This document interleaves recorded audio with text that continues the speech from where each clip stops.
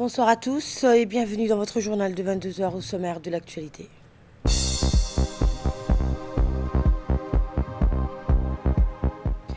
Coopération entre le MENFOP et Qatar Charity, un pas en avant pour l'éducation à Djibouti.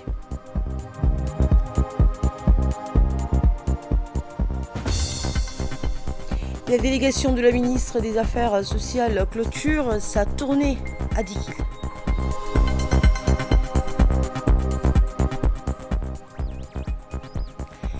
Et à Gaza, 33 otages contre 737 prisonniers. Le cessez-le-feu à Gaza entrera en vigueur demain matin. Mais avant de développer ces nouvelles, la République de Djibouti, présidente en exercice de l'IGAD, exprime sa profonde préoccupation face au rapport faisant état de massacres et de violations des droits de l'homme contre des civils à Ouad Madani dans l'état d'Al-Zarila, ainsi que dans d'autres régions du Soudan. Djibouti condamne sans équivoque ces actes et appelle à la reddition des comptes en traduisant les responsables en justice tout en garantissant la protection des droits civils. Je vous le disais en titre, mémorandum de coopération, un pas en avant pour l'éducation à Djibouti. Jeudi, un mémorandum d'entente a été signé entre le ministère de l'Éducation nationale et l'association internationale Qatar Charity. Fardous Hussein nous en dit plus.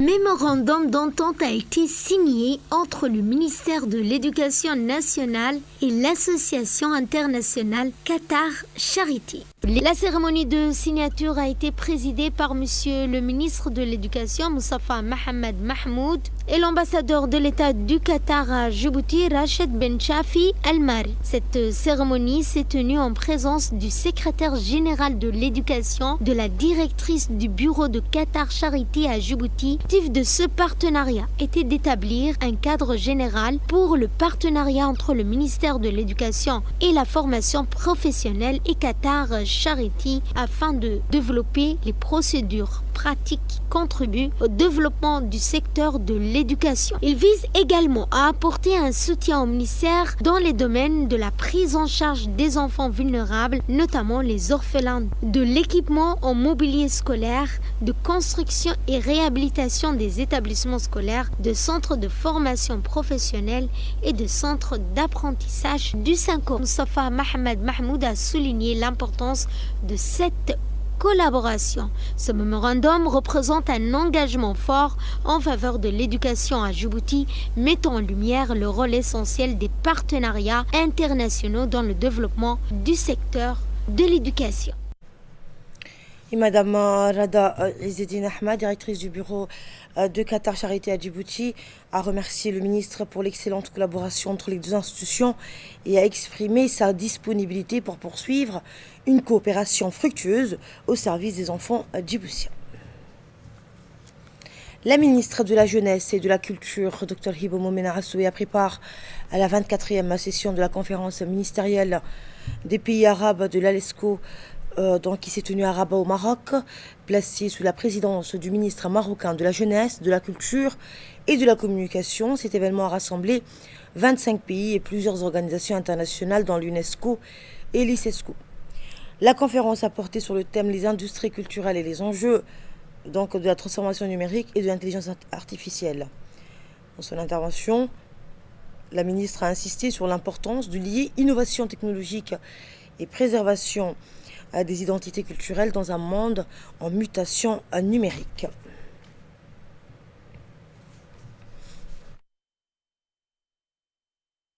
Exhorter les pays arabes à adopter des stratégies concertées pour transformer les défis numériques en opportunités durables et promouvoir les identités culturelles par des partenariats régionaux solides.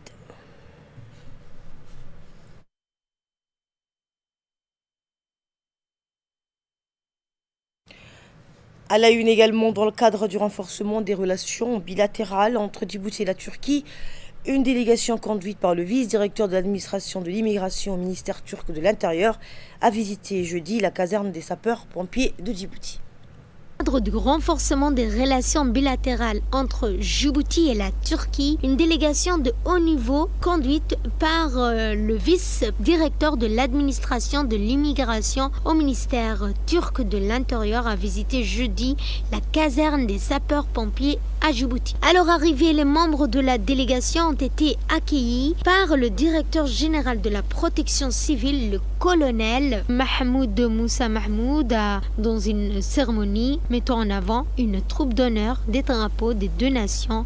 Cette visite a offert à la délégation turque l'occasion de découvrir les installations modernes et les équipements de pointe des sapeurs-pompiers, notamment les locaux et le parc automobile.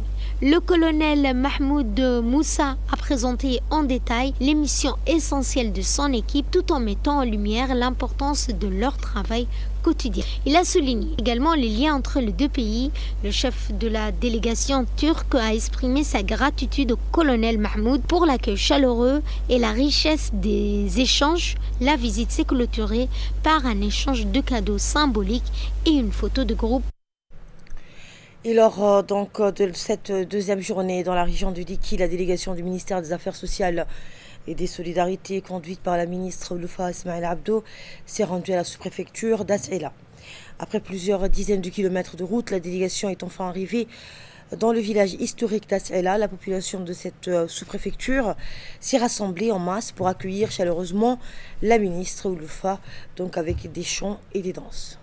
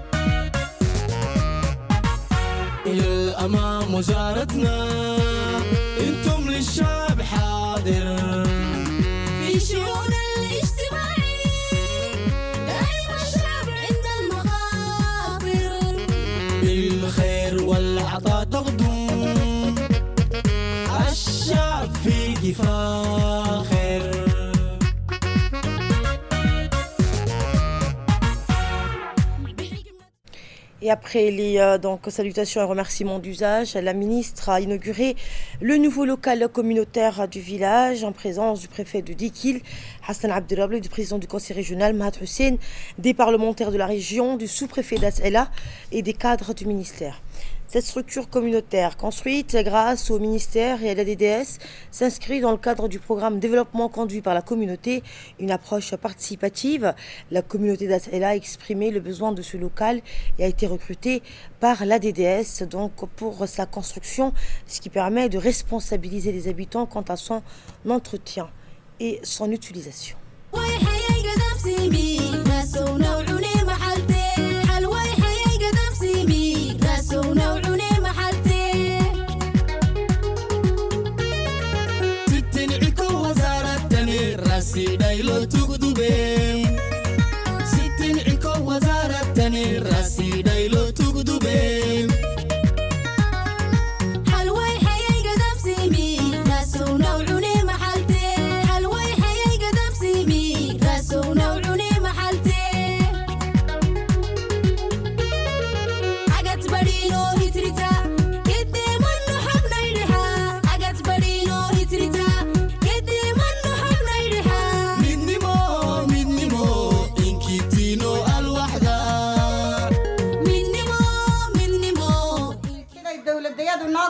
qabatay ay ma arkaysaa ay nooguna soo gurmatay annagoo unufa ay noo timiday ay noo gacan qabatay ilaahay mahadiisii waan ku mahadinaynaa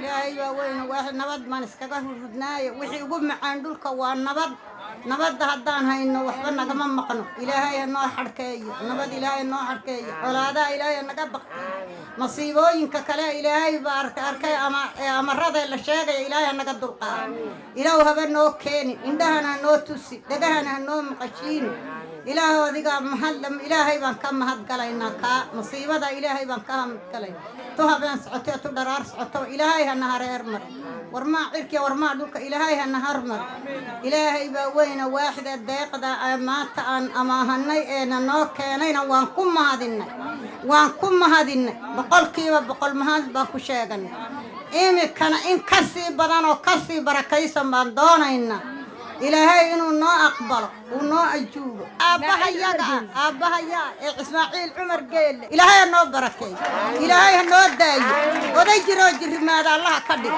geed qoyowaan gegin allaha ka yeel ninkii dalkiya dadkaba u roon allaha ka yeel dhammaantiisaba waan ku mahadinaayo.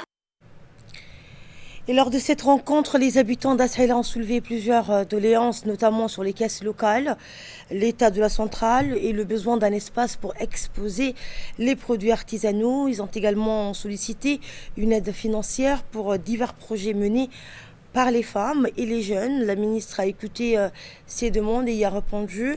Durant leurs interventions, les habitants ont souligné que le ministère et la DDS les ont beaucoup aidés ces dernières années grâce à différents projets et programmes visant à améliorer donc leurs conditions de vie et à réduire la pauvreté.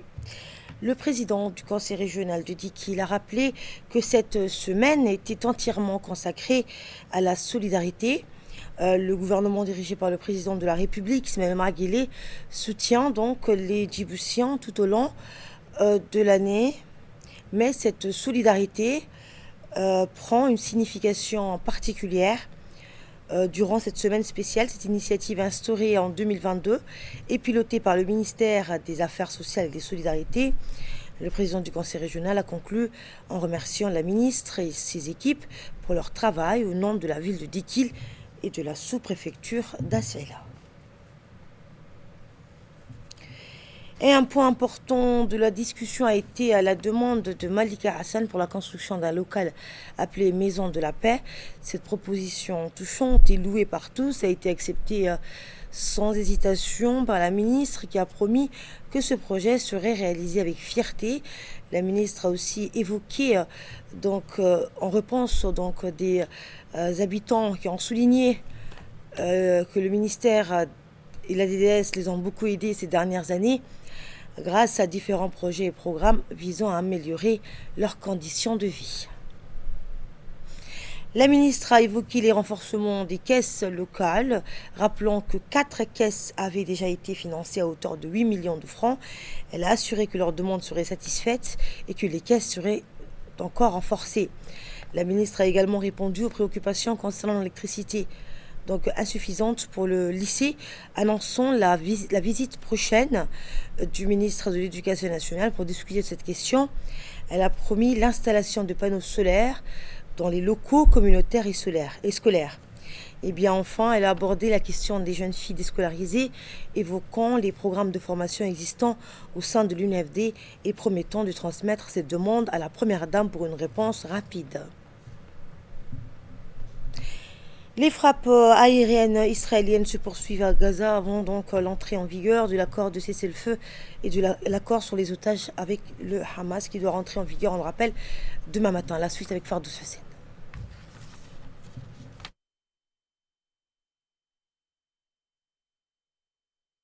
Après la validation par Israël de l'accord de trêve avec le Hamas, le cessez-le-feu dans l'enclave palestinienne débutera dimanche. Les premières libérations d'otages et de détenus sont attendues demain, a indiqué ce samedi le porte-parole du ministère des Affaires étrangères du Qatar, pays médiateur, quelques heures après que l'État hébreu ait validé l'accord. Comme convenu entre les parties concernées par l'accord et les médiateurs, le cessez-le-feu dans la bande de Gaza commencera à 8h30 dimanche 19 janvier, heure locale à Gaza. Et c'est ainsi que prend fin cette édition. Le programme continue sur Télé Djibouti.